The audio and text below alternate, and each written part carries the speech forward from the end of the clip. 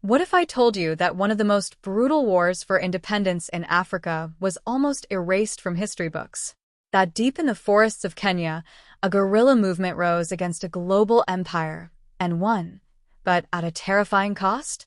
Today, we dive into a story the world barely remembers, but one that changed everything. Backhand index pointing right, the Mau Mau Uprising wasn't just a rebellion, it was a reckoning. Stay with us as we uncover the real events, untold heroes, and dark truths behind Kenya's forgotten war for independence, a chapter of history that deserves to be remembered. Pushpin, if you're passionate about untold African history, hit that subscribe button, and let's bring the past to light. In the early 20th century, Kenya was a British colony. The most fertile lands were seized by white settlers, known as the White Highlands, displacing thousands of indigenous communities, especially the Kikuyu. Forced labor, heavy taxation, land alienation, and racial segregation created a system designed to benefit the few at the expense of many. By the 1940s, frustration was at a boiling point. Africans, especially the Kikuyu, had had enough.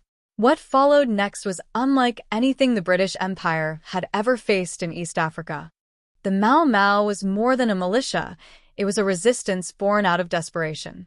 Composed mainly of Kikuyu fighters, the Mau Mau organized secret oathing ceremonies to unite members in loyalty and purpose. Their goal? Reclaim the land, assert African dignity, and end colonial rule. Direct hit fact: by 1952, the British declared a state of emergency, marking the official start of the conflict. Thousands of British troops were deployed. But the Mau Mau weren't interested in open warfare. They fought from the shadows. Forests became their home. Surprise attacks, sabotage, and psychological warfare became their tools. This was no ordinary war. The British response was brutal. Villages suspected of harboring Mau Mau were torched. Entire communities were relocated into villagization camps, a euphemism for mass detention. Operation Anvil, launched in 1954, swept through Nairobi, detaining thousands, many without trial. Reports of torture, forced labor, and inhumane conditions were rampant.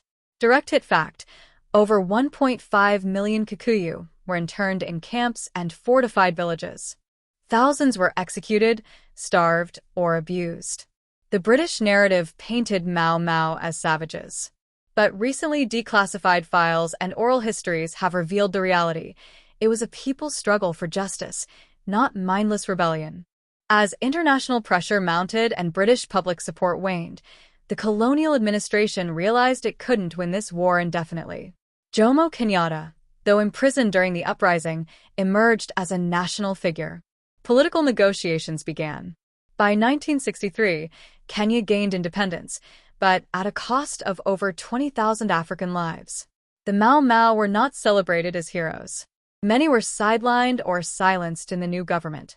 Direct hit fact: the British only formally recognized the Mau Mau movement in 2003, 40 years after independence. In 2013, the UK government issued a formal apology and compensated over 5,000 Mau Mau veterans after a legal case revealed systemic torture and abuse. Yet to many, that wasn't enough. Direct hit fact: despite their pivotal role, many Mau Mau fighters lived and died in poverty, never officially recognized by the country they helped liberate. But their stories live on in whispers, in songs, and now, in this video.